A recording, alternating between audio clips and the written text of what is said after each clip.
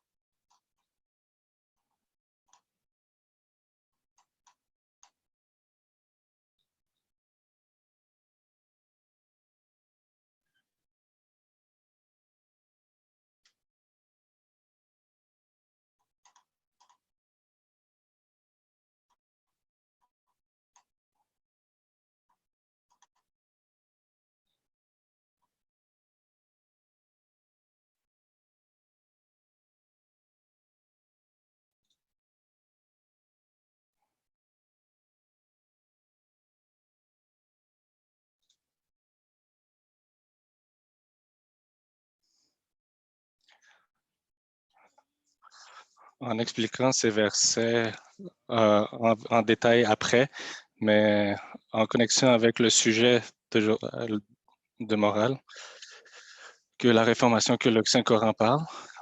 La dernière semaine, j'avais parlé dans le DERS que la compréhension de la moralité, parce que je crois que ce sujet est très important pour les musulmans que d'apprendre pour se réformer. Et la semaine passée, j'avais parlé comment il y a la moralité et il faut que ça soit, il faut qu'il y ait un balance, un équilibre entre les moralités. Donc, Hazrat Masih Maud l'Islam a parlé à propos de comment il trouve dans certaines personnes certains caractères, dans certains humains. Des fois, il montre certaines qualités, par exemple, ils peuvent être généreux, mais sauf qu'ils peuvent être en même temps ils peuvent se fâcher très vite et ils peuvent avoir d'autres sortes de qualités, mais qui ne montrent pas l'équilibre entre les caractéristiques. Donc, je suis allé en détail comment Hazrat Muslim al-Islam a expliqué que le saint prophète sallallahu alayhi wa sallam il avait en lui toutes les qualités morales qu'un être humain devrait avoir. Et aussi, faudrait qu'on essaye de notre mieux de suivre ces exemples. Et j'avais aussi donné quelques exemples de ça, des qualités de Hazrat Mohammed sallallahu alayhi wa sallam. Donc aujourd'hui, ou à ce point-là, avant de commencer pour continuer le même sujet en détail, mais tout en étant concis, en survolant ce que Hazrat Masih Maud l'Islam a expliqué dans la philosophie de l'islam. Il a mentionné les trois étapes de la réformation de l'homme. Et avant que je commence l'explication de ces trois étapes, je voudrais donner d'autres explications de comment est-ce qu'on devrait procéder pour application de ces règles et pour les suivre pour que nous soyons en mesure de développer d'une bonne manière de ces états pour les mettre en pratique dans notre vie. Sinon, sans ça, c'est très difficile. Et c'est pour cela que je voudrais revenir de ce que j'avais mentionné la semaine passée dans mon dars, dans le dars al-Quran, à propos de comment il y a un déséquilibre que Hazrat Masih Maud l'Islam a parlé, qu'on voit un déséquilibre dans la nature de certaines personnes. Et aussi, il avait mentionné qu'un poète qui avait dit que une personne qui ne met pas, une personne qui met une brique croche, même s'il va essayer d'atteindre le ciel, ça va toujours être croche. Donc, ce qu'il parlait, c'était que une personne qui essaye, qui travaille sincèrement pour Dieu, mais sauf que sa fondation n'est pas est croche, et s'il ne balance pas, ne met pas un équilibre sa moralité, et il ne fait pas d'un étage à l'étape 2 et il saute des étapes. Donc, c'est pour ça que je voudrais en premier lieu parler de la fondation de la moralité et comment c'est très important parce que c'est ça que Monsieur Maud l'Islam a parlé. Ce que j'aime dans son enseignement, dans son livre, ceci montre l'équilibre qu'on trouve et la réflexion que l'on retrouve de la réflexion humaine. Et des fois, on a des choses cachées dans nous que nous voyons dans notre externe. Des fois, on fait une chose, mais en vérité, on veut faire quelque chose d'autre. Donc ça, c'est l'hypocrisie.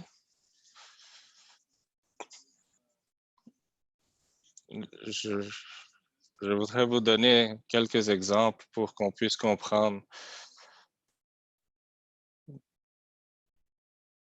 que des fois, un moussi, ça peut nous aider à donner un exemple. Et ça doit être comme un moussi est un exemple d'une très haute catégorie dans le Ahmadi.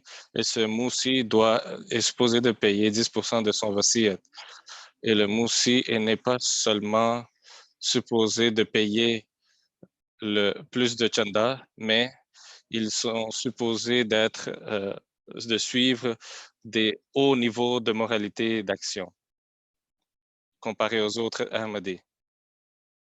Donc, si, par exemple, si un moussi paye son 10% de wasiyat, mais il ou elle ne paye pas les autres chandas comme Khuddam ou Ansar ou Lajna, auto-prescrits selon leurs revenus.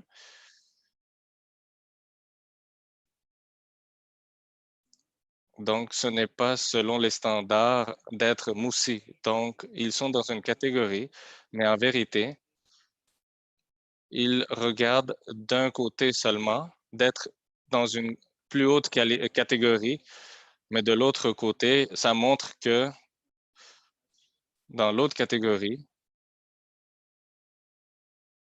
ils ne sont pas honnêtes dans l'autre catégorie et ils ne montrent pas leur revenu total réel.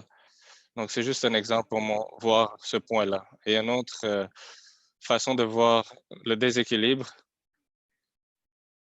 et ça peut être, c'est de voir comme cela comme une hypocrisie qui est très claire. Des fois, ça arrive que la personne est très sincère et des fois, c'est juste qu'il faut qu'il développe sa moralité, mais sauf que dans ce cas-là, ça tombe dans la catégorie de l'hypocrisie. Un autre aspect peut être pour quand une personne peut être très bon à payer le chanda dans toutes les formes et dans toutes les catégories, et ils peuvent aussi lire leurs prières correctement, mais sauf que lorsqu'il vient le temps de voir leur comportement envers leurs voisins ou au travail ou envers la famille, ce n'est pas correct. Ce n'est pas à un très haut niveau ou respectueux.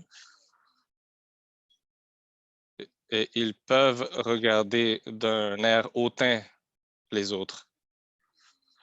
Ceci aussi, on voit cet exemple dans les gens qui sont dans des postes plus élevés, ils ou elles et ils ont pris un serment de servir la religion et de servir leur département.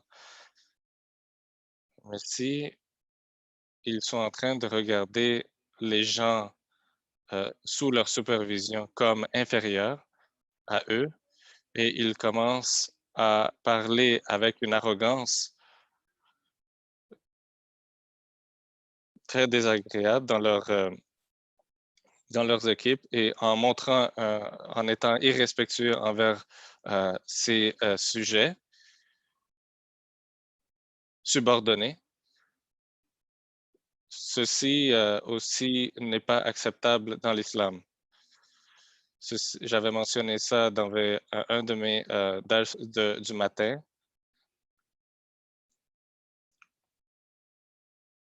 De la relation avec que les gens ont, qui sont de haut statut ou les plus vieux, envers ceux qui sont sujets ou sous leur supervision, ou envers les plus jeunes. Donc, c'est ça veut dire qu'il ne faut pas être hypocrite en disant qu'on est musulman et on sert le Jamaat, mais lorsque vient le temps de faire face avec les gens de Jamaat et on ne tient pas compte de leurs sentiments ou on est arrogant envers eux autres.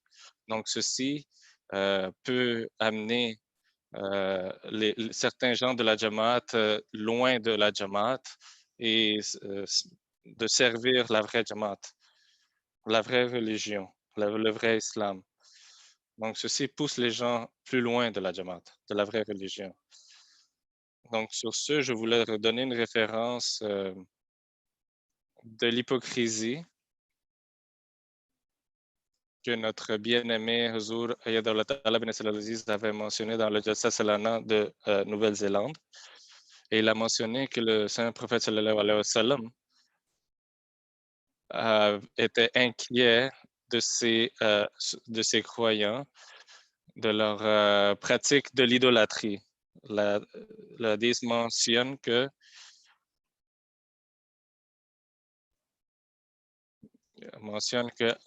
Shaddad bin Aous était en train de pleurer lorsqu'il a été interrogé pourquoi il pleure. Il a répondu que je me souviens que de ce que j'ai entendu le saint prophète sallallahu alayhi wa sallam dire, que ça m'a fait pleurer. J'ai entendu que le saint prophète sallallahu alayhi wa sallam dire: je m'inquiète de mes fidèles et leurs sentiments cachés d'idolâtrie.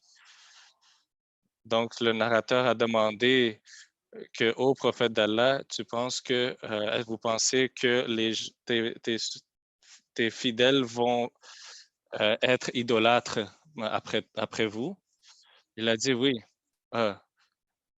Il a répondu oui. Toutefois, mes suiveurs ne vont pas commencer à se prosterner la lune, les étoiles ou les étoiles, mais ils vont faire de l'hypocrisie envers leurs désirs cachés. Donc, ceci est l'idolâtrie qui est l'hypocrisie. Donc, le saint prophète sallallahu alayhi wa sallam est en train de mentionner que toute cette hypocrisie est il est en train de le comparer contre l'idolâtrie. Donc, tous les désirs cachés mondains qui ressortent sous la forme de l'hypocrisie.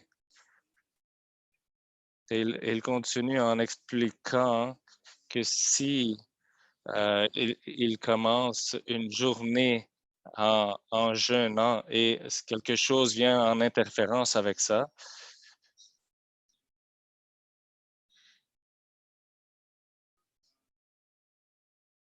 et dans son sermon, il a mentionné que regardez autour de vous, le monde est immersé dans beaucoup de choses artificielles. Même les musulmans ne sont pas exemptés de ça. Certains lisent leurs prières juste pour montrer aux autres. Et des fois, des gens font le hajj juste pour le montrer aux autres aussi. Donc ici, avant de finir de ce quote, ceci est aussi un autre aspect de la moralité qui est très important à comprendre. Et c'est pour ça qu'il y a une mention dans un des hadiths que Dieu regarde les cœurs des gens. Il ne regarde pas l'extérieur, mais il regarde l'intention ou le cœur, si c'est pur ou non. Et ça peut être aussi quelqu'un qui lit la prière. Ça peut être, il peut être faire de l'hypocrisie. Ça se peut que quelqu'un lit la prière, mais des fois, c'est juste pour montrer à quelqu'un ou quelqu'un qui est en train d'avoir un poste élevé, et peut-être qu'ils veulent avoir de la popularité ou avoir le montrer aux autres. Et même dans la vie, même si on regarde les postes honorables, il y en a plusieurs. Il y a plusieurs postes honorables et très hauts. Mettons les médecins, les docteurs, les médecins, qui sont très honorables et ils pensent que ils vont dans ce domaine pour servir l'humanité. On a plein d'exemples dans le Jamaat qui sont devenus des médecins et qui sont en train de sacrifier leur temps pour le Jamaat pour aider les gens qui sont en besoin. Mais il peut y avoir plusieurs autres personnes que lorsqu'ils deviennent médecins, ils deviennent seulement médecins pour avoir la popularité, pour le montrer aux autres, pour avoir plus d'argent, plus de respect. Également, même dans d'autres aspects de la religion ou la responsabilité religieuse, ou dans les départements religieux, dans le Jamaat, on peut avoir les mêmes intentions. Il faut faire, Hazur a mentionné, il faut faire attention parce que de nos jours, il y a beaucoup de choses artificielles. Par exemple, les médecins ou les avocats préfèrent, lorsqu'ils ont reçu leur éducation, ils ont fini leurs études, ils veulent devenir un acteur. Donc, ceci montre pourquoi pourquoi il a reçu des autres études. Ensuite, Huzour mentionne dans ce sermon de très bons points et il y a beaucoup d'autres sentiments cachés, comme que j'ai mentionné. Il y a plusieurs qui vont dans les prières et Hazrat Muhammad sallallahu alayhi wa sallam a mentionné Hazrat Muhammad sallallahu alayhi wa sallam a mentionné qu'il y aura certains gens qui vont commencer leur jeûne, mais après qui vont le casser, juste pour les désirs mondains.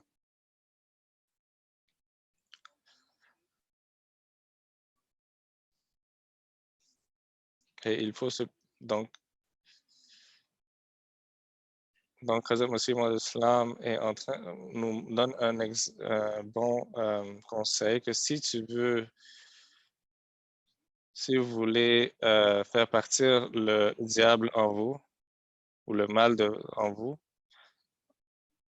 pour répondre aux besoins des autres, nous devons abandonner nos désirs naturels. Et ensuite, il continue à expliquer, c'est un concept fondamental que pour créer une atmosphère d'amour et de fraternité, une personne doit sacrifier ses émotions. Le plus qu'il est capable de sacrifier ses émotions, le plus que son cœur sera purifié de mal et plus il va développer les sentiments d'amour. Donc, ceci est très important en lien avec la moralité et si on fait seulement focuser sur soi-même et ce qu'on fait, et c'est correct pour nous, et si on se focus juste à nous autres et on exclut les besoins des autres, et on exclut nos parents ou on exclut nos femmes, nos épouses, nos enfants. Et si on fait ça avec l'intention qu'on devienne, que ça soit bénéfique pour nous, ceci est de se concentrer sur nos propres désirs et on tombe dans la catégorie d'égoïste. Et Hazrat Masih Islam est en train d'indiquer que pour éviter ça, il faut sacrifier nos émotions. C'est ça dans la vie qu'on est en train de vivre, où ce que les émotions de la personne sont importantes.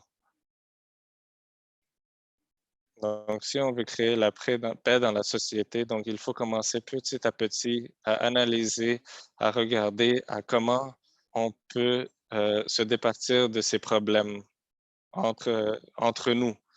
Peut-être qu'on est des fois très juste égoïste et on ne regarde pas les besoins des autres. Et si on fait ça, nous allons créer la paix dans la société.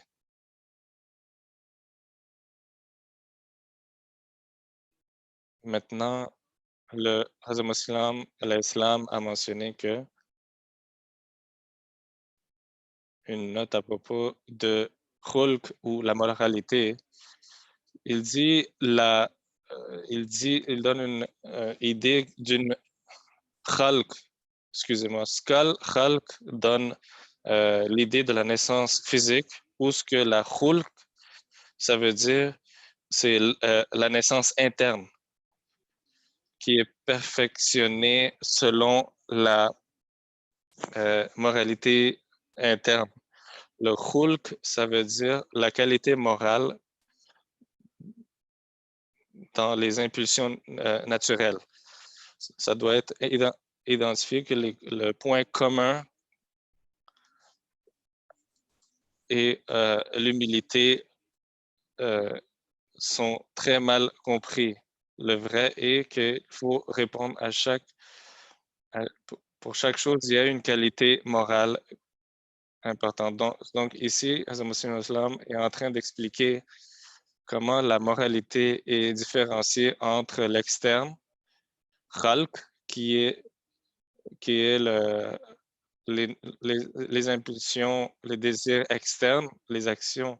Donc, si les actions physiques que l'on fait, qui sont caractérisées par le mot khalq, ont une motivation qui sont en lien avec la moralité, avec la naissance interne de la moralité qui est khulq, avec les bonnes intentions. Donc, ensuite, ce qui se passe, c'est que il y a une action morale. Sinon, autrement, s'il n'y a pas il n'y a pas de moralité interne, une voix interne qui dit de faire quelque chose parce qu'ils sont en train de regarder une situation et le temps approprié. Dans ce cas-là, il y a une caractéristique de morale. Si il n'y a pas ça, sinon c'est comme un comportement d'un animal. Hazrat Masih Islam, il explique que les caractéristiques d'un homme, c'est qu'il garde des bons morales et une bonne compagnie et se conforme aux bons enseignements. Il convertit ses impulsions naturelles en qualité. Et aucun autre animal n'est investi, n'a cette capacité de faire ce jugement. Donc, les êtres humains ont, ont la chance de devenir plus sophistiqués. Au contraire, les animaux n'ont pas cette possibilité d'augmenter, de se sophistiquer au niveau moral pour monter leur statut ou de leur aider dans la vie ou monter leur statut. C'est ça la différence entre l'être humain et les animaux. Ceci est un point très beau et très important et nous devons le comprendre. Vivant dans cette société, que nous soyons, qu'on connaisse cette philosophie ou non, qu'on le lise par les nouvelles, qu'on soit éduqué ou non, ici ou dans un autre coin du monde, nos enfants sont en train de avoir l'éducation, mais c'est très important de comprendre que ces jours-ci, les scientifiques sont en train de pousser l'idée que les gens, vous savez, les instincts, même si que ce soit correct ou non, leurs désirs sont ceux qu'ils doivent faire, qu'ils doivent faire, qu'ils doivent les appliquer. Donc, ceci, par exemple, garde une personne dans un côté, c'est juste une caractéristique d'un animal, c'est comme un animal. Par contre, dans la religion et dans l'islam est en train d'essayer d'expliquer à l'homme d'avoir des qualités morales et de se restreindre, mais ne pas oppresser, seulement se restreindre en action pour que ces actions deviennent ou qui vont avoir plus de bénéfices à la société et avoir plus de succès. Donc ce point-là est très important dans la logique et c'est très expliqué de Hazrat Masih Maud Islam et c'est très important. Maintenant, j'aimerais expliquer un autre point important de la moralité, c'est qui est connecté, qui est en lien avec les versets que j'avais récités au début et c'est il est possible que lorsqu'on est lorsqu'on a des qualités morales avec des bonnes intentions et qui sont basées sur des bonnes intentions, mais ça arrive des fois à certaines occasions que le raisonnement que l'on a, sont limités et il est possible que les qualités morales qu'on a soient, deviennent néfastes pour un autre si on va en excès dans ces points. Dans le verset Surah Nahl, dans le 91, c'est mentionné que il ne faut pas transgresser. Et je voudrais juste mentionner très vite de Hazrat Masih Maud qu'est-ce qu'il explique de ce verset, c'est de Surah Nahl, verset 91. Il y a quelques caractéristiques pour faire le bien aux autres. La première caractéristique est qu'il faut faire le bien aux autres. Donc correct, ça c'est une catégorie pour faire le bien. Et une autre catégorie, c'est un peu compliqué. Il a dit que le Coran mentionne que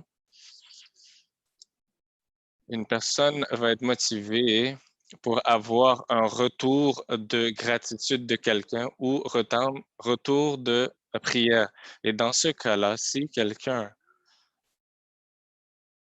revient contre eux et sont fâchés contre eux, ils pourraient, ceux qui donnent le bienfait, pourraient être offensés et avoir un égoïsme. Donc, cet acte pourrait ne pas être pur. Et, et, et ça va peut-être ressortir lorsque l'autre personne ne montre pas gratitude et pourrait être en colère. Donc, dans ce verset, il ne faut pas, il ne faudrait pas aider les autres avec l'intention d'avoir la gratitude. Oui, c'est si on ne reçoit pas la gratitude, il ne faut pas être fâché. Donc, ce qui peut passer, c'est que dans le cas où dans lorsqu'on montre notre gratitude ou l'aide à quelqu'un,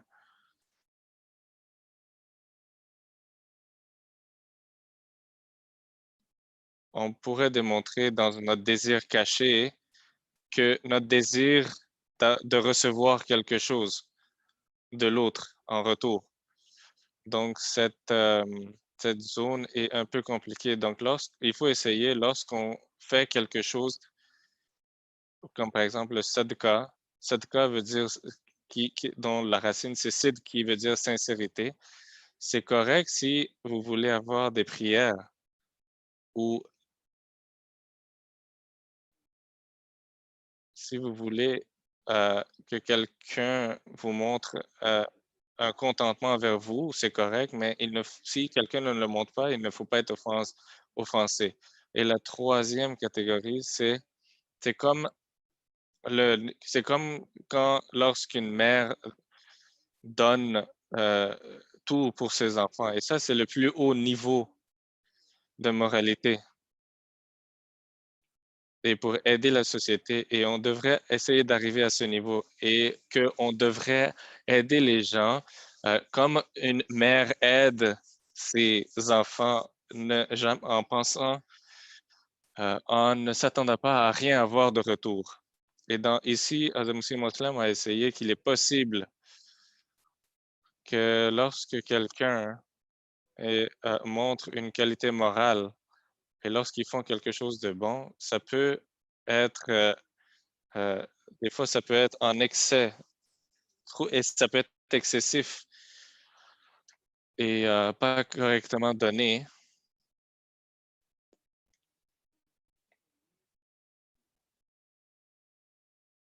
Comme, comme par exemple, si on pardonne notre enfant ou si on pardonne notre employé parce qu'on pense que c'est mieux pour eux, donc on comprend qu'on va les pardonner. On va être gentil avec eux. Mais s'ils continuent de faire ça et ils ne se réforment pas et ils sont en train d'abuser de vous, donc dans ce cas, donc cette gratitude, cette gentillesse qu'on est en train de donner, ça va être converti en corruption de leur moralité. Et Azamasi Islam a mentionné une analogie comme la pluie. La pluie qui vient sur la terre, donc la pluie peut aider la terre et les plantes, mais s'il y a une inondation, ça va détruire toutes les terres. Donc, similairement, il ne faut pas qu'on soit c'est la même chose qu'il ne faut pas qu'on soit excessif dans nos actions. Donc, comme par exemple dans cette société, il faut qu'on équilibre de la manière qu'on fait face avec les gens.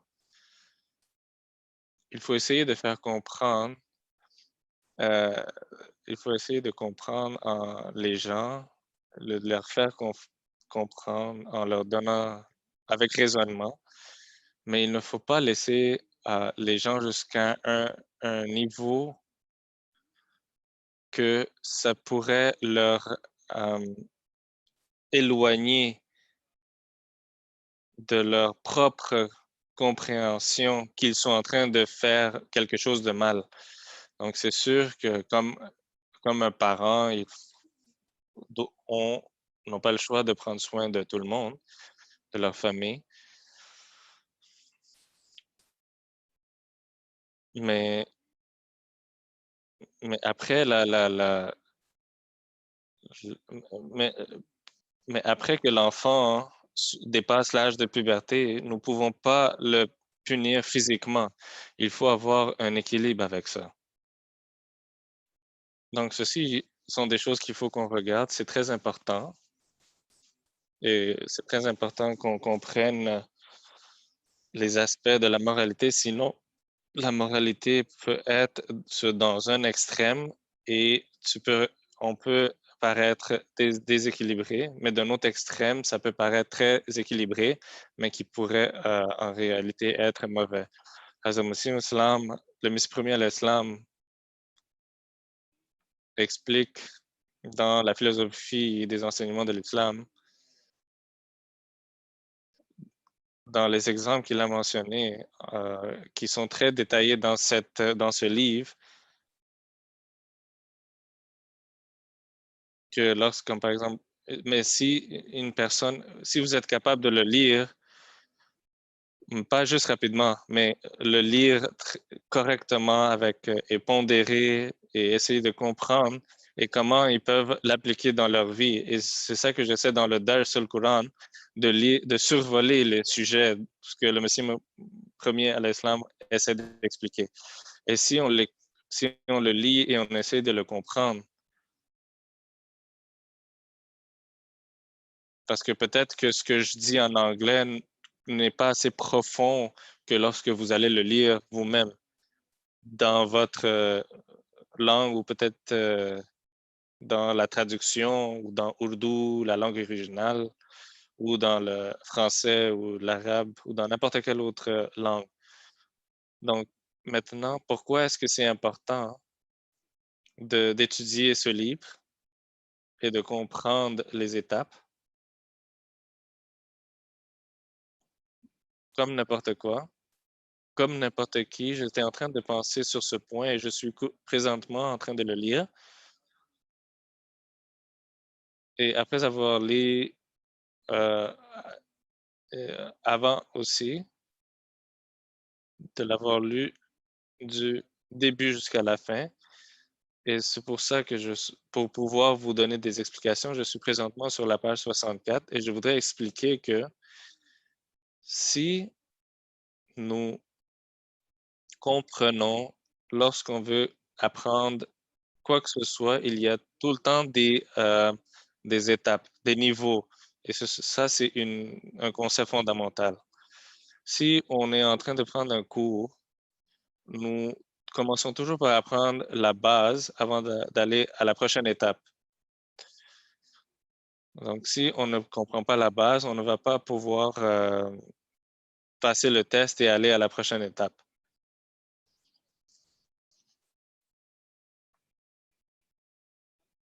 Donc, c'est pour ça que j'ai expliqué que des fois, une personne, il est dans une catégorie morale qu'il pense être, mais ils sont pas toujours conformes à certaines zones de moralité plus basse. Ils n'ont pas complètement quitté cette zone plus basse. Donc, ils ne peuvent pas être complètement dans ce haut niveau. C'est la même chose si vous êtes en train d'essayer de comprendre n'importe quelle, euh, n'importe quelle tâche. C'est comme, par exemple, si vous êtes dans l'aviation, un avion, si vous êtes dans un cours d'aviation, si vous êtes en train d'apprendre d'un mécanique, un ingénieur d'avion, vous êtes supposé, vous devez apprendre tous les aspects de vos tâches.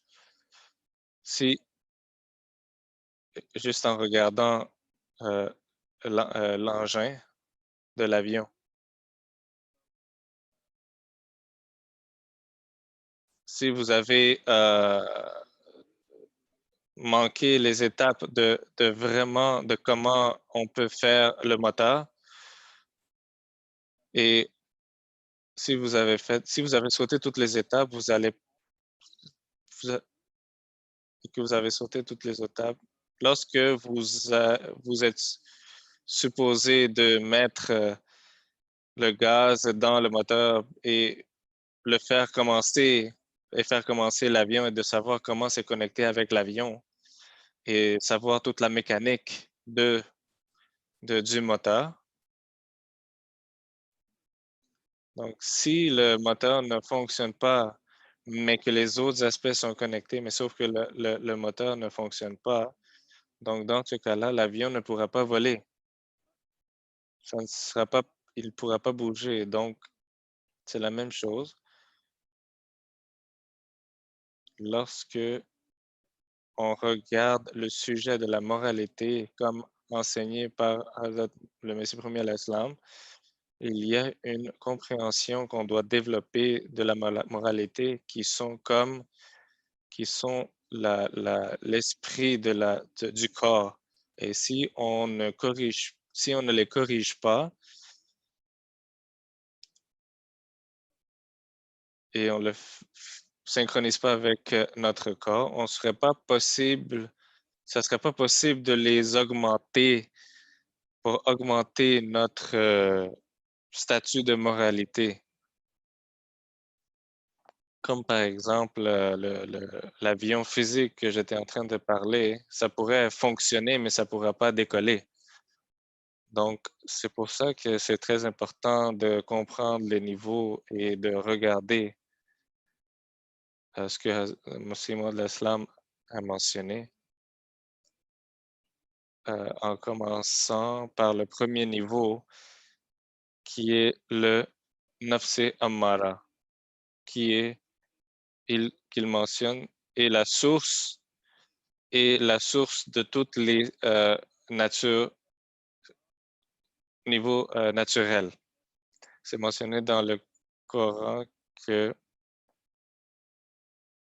dans le Surah Yusuf, vers 54, c'est mentionné que donc c'est la caractéristique de l'humain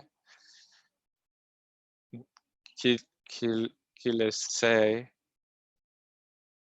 que, que l'humain se tourne beaucoup, que c'est facile de l'humain de se tourner vers le mal. Donc, le neuf, dans cet état, cet état naturel, d'impulsion naturelle, cet état ne veut jamais être convaincu d'être vers la moralité et de quitter ce niveau. Et il mentionne que cet état moral, c'est un état naturel et jusqu'à temps qu'il n'est pas guidé par la rationalité, mais qu'il suit ses désirs naturels comme marcher, manquer, comme les animaux, son état moral sont juste concernés par ces choses naturelles, comme par exemple les animaux, comme manger, dormir, marcher. Donc, pour le prochain niveau, c'est le Nafs al-Lawwama. Il mentionne que dans le Coran, voilà, Uqsimu bin Nafs al-Lawwama, c'est-à-dire à j'appelle au témoignage.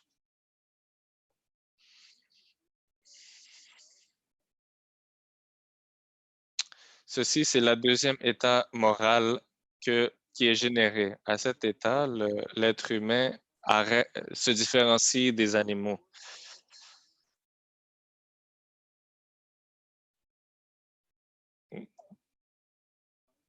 Donc, il quitte l'état naturel pour arriver dans cet état de raisonnement. Donc, la conscience est réveillée et l'être humain ou la femme, l'homme ou la femme a commencé à réaliser à propos des choses qu'ils ont faites ou qu'ils sont peut-être pas bons moralement et se sent mal de les avoir faits. Et dans cet état, c'est très faible. C'est comme un enfant commence à marcher et il ne peut pas le bien faire parce qu'il est faible ou ses jambes ne sont pas assez solides. Et dans cet état, une personne essayent de leur mieux de se battre contre leur nature, de leur impulsion naturelle, mais à chaque fois, ils se sentent mal. Puis ensuite, le prochain est l'état moral, c'est nafsi mutmainna. C'est l'état spirituel et c'est mentionné dans le Saint-Coran.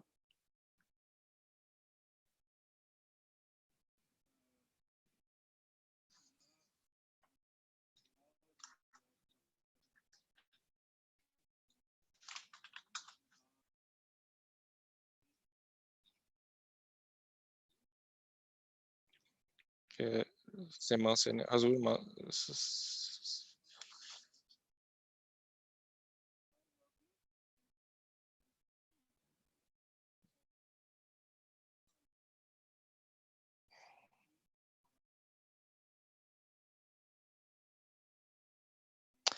C'est ça dans l'état où ce que l'esprit de l'être humain est, euh, a une bonne relation avec Dieu, sans quoi il n'y a pas d'existence possible. Donc, c'est comme si l'eau qui part d'une chute, du haut d'une chute, va très vite sans, sans obstacle, ou c'est la même chose. C'est comme notre esprit va vers Dieu. Donc, c'est la même chose. Donc, on est en train de passer à travers ce même exercice dans cet état-là.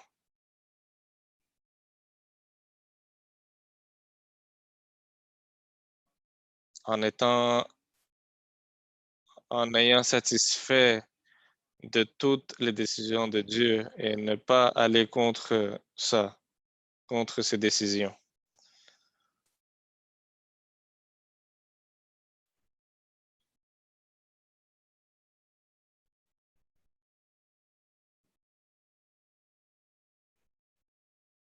Et en essayant de mettre tout ici pour vous expliquer, j'essaie de summariser, de résumer.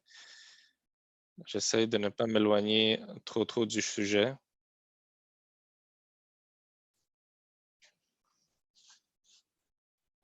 Ici, le Messie premier l'Islam mentionne que le développement de l'esprit est très important, et il a mentionné que les raisons pourquoi la personne doit régulariser son premier état naturel, comme par exemple manger, dormir, marcher, c'est parce qu'il y a un impact sur leur morale, sur l'esprit, comme l'esprit a l'impact sur les morales, sur la morale. Il a donné l'exemple que lorsque quelqu'un a des émotions,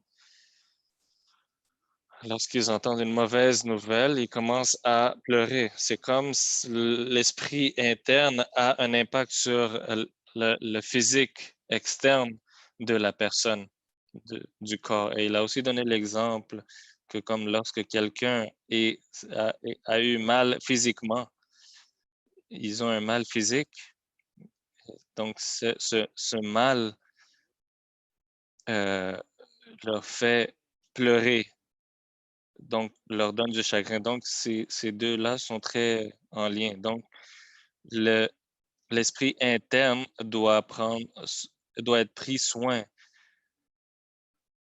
en faisant des bonnes actions. Le Hazrat Islam explique que l'esprit interne à un niveau, à un certain niveau, sera élevé dans un autre corps après le jour du jugement. Et on ne sait pas c'est quand que ça va arriver, par exemple, par contre. Donc, on ne sait pas c'est quand le jour du jugement, mais à ce moment-là, il y aura un développement. Il y aura un développement interne pour nous. C'est pour ça qu'il faut partir de l'étape de base qui est de manger, nos habitudes de vivre, de, donc dans notre société, il faut qu'on gère ça parce que ça a un lien direct de comment notre esprit est en train de se former. Et Azur a mentionné que c'est la même chose, c'est comme un fœtus est en train de développer. Et nous autres aussi, on va se développer comme un autre bébé. Une mère doit prendre soin beaucoup euh, pour que le fœtus grandisse en santé. C'est la même chose. Donc, nous aussi, on devrait prendre soin de notre esprit afin qu'on puisse donner naissance à un bon bébé à la fin, dans l'au-delà. Donc, chaque action que l'on fait en sorte, joue un rôle dans la formation de cet esprit. Et les enseignements qu'on doit prendre soin d'eux dès le début,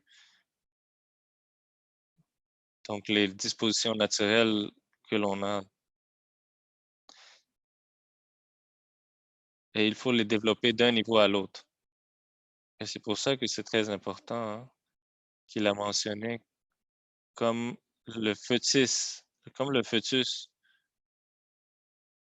l'esprit est inhérent dans le ventre de la mère. C'est la même chose. Azul a mentionné qu'à un certain niveau, il y a un développement comme une femme enceinte.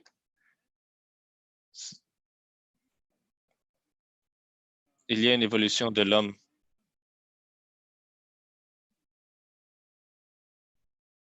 À un certain niveau de ce développement, hein, est-ce qu'il y a la conscience qui se réveille? Donc, cet esprit pourrait devenir en vie, comme un fœtus vient en vie. Donc, c'est très important de comprendre au début comment les étapes, les niveaux commencent du début et qu'il faut corriger dès le début. Et il ne faut pas avoir un déséquilibre de prendre soin de nos affaires, des autres personnes, de nos relations avec Dieu. Il faut avoir un équilibre dans toutes les relations, de comment on prend soin de nous-mêmes, comment on prend soin de les autres et comment on se rapporte à Dieu. Donc, parce qu'on a un rôle très important pour le développement de notre esprit.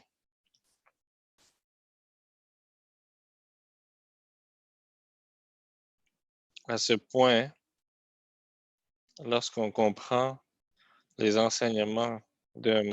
l'Islam, qu'il a expliqué pour qu'on puisse apprendre. Donc, pour commencer cette réformation morale, le premier étage, c'est les bonnes manières, le bon comportement. Donc, lorsque vous commencez à lire son livre, il commence par se référer avec le Coran. Donc, il mentionne les codes qui nous régissent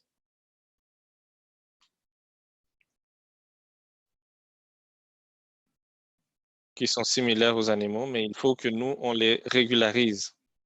Comme par exemple, manger, boire.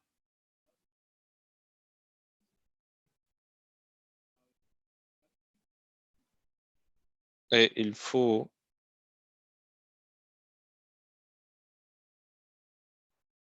et ensuite, il est mentionné dans un autre verset que dans un autre verset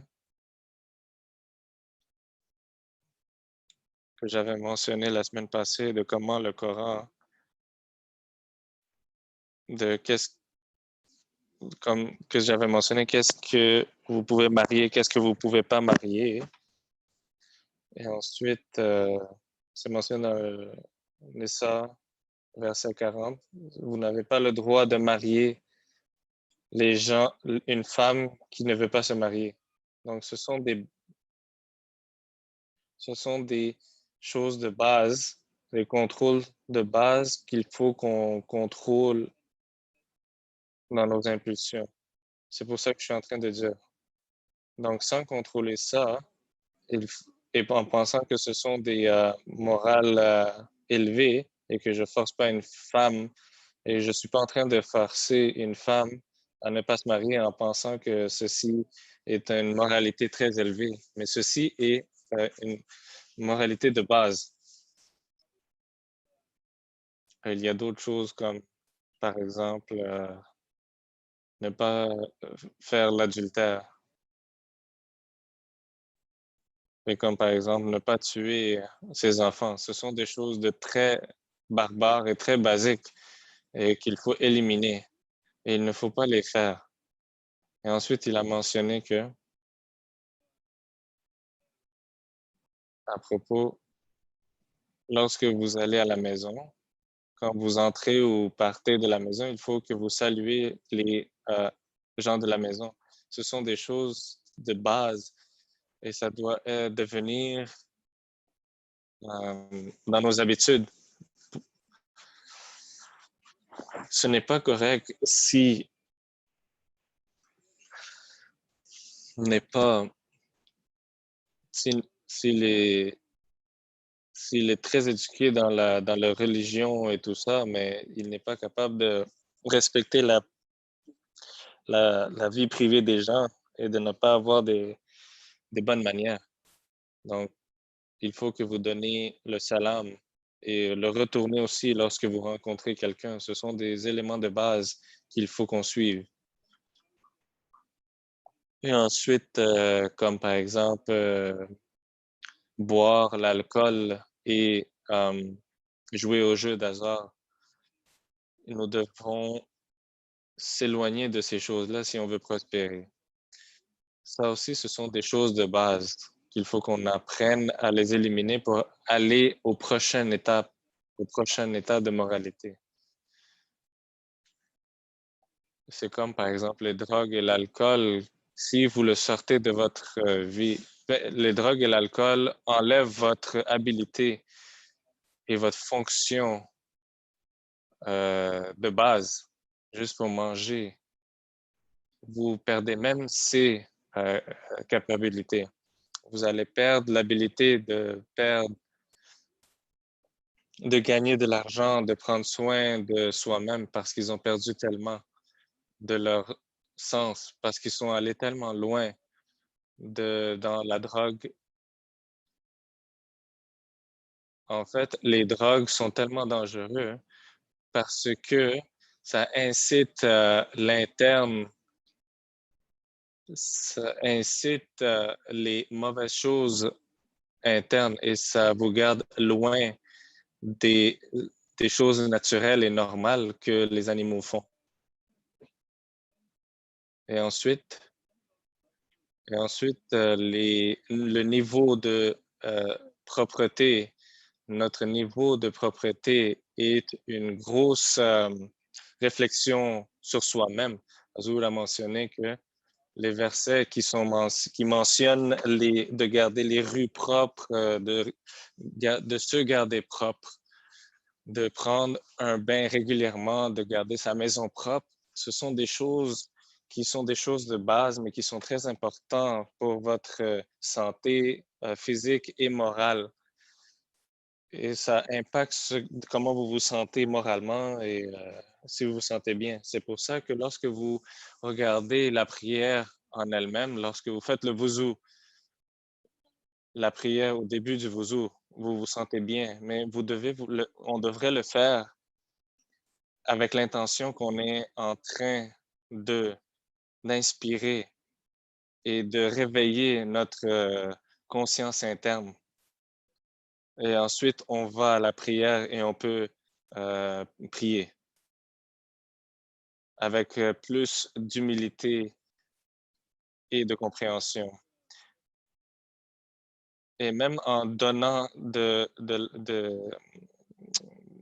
des aliments aux animaux et aux d'autres gens aussi, c'est mentionné par le Muslim Islam. Et maintenant, je voudrais terminer, avant que je finisse, je voudrais mentionner que demain, dans mon dars, je vais couvrir la prochaine partie que le Messie premier à l'Islam a mentionné dans cette étape. Il a séparé la moralité. Lorsque on commence à aller dans la prochaine étape de moralité, il y a deux parties. La première partie, c'est où ce que ça restreint contre le mal et l'autre partie, c'est qui nous permet de faire la bonne chose. Donc, la première partie, c'est qu'il faut qu'on se restreint pour ne pas faire des mauvaises affaires, que je vais discuter demain, Inch'Allah. Et la deuxième partie, c'est de discuter la capacité de faire la bonne chose. Donc, si la première étape, vous le faites correctement, ça va vous aider à aller à la prochaine étape. Que Dieu nous permette de comprendre ça. Et s'il vous plaît, priez pour moi, que j'ai l'habilité de vous l'expliquer correctement et que nous pouvons nous améliorer soi-même et moi aussi pour avoir le maximum de bénéfiques dans le mois de Ramadan. Comme on est en train d'aller vers le deuxième moitié du mois, il ne nous reste pas beaucoup de temps, c'est en train de nous quitter. Donc, essayons de comment on peut bénéficier de ce mois et qu'on ne le laisse pas passer en vain. Essayons de capturer ce mois pour notre bénéfice, pour avoir un réveil spirituel et moral. Jazakumullah, assalamu alaikum wa rahmatullah.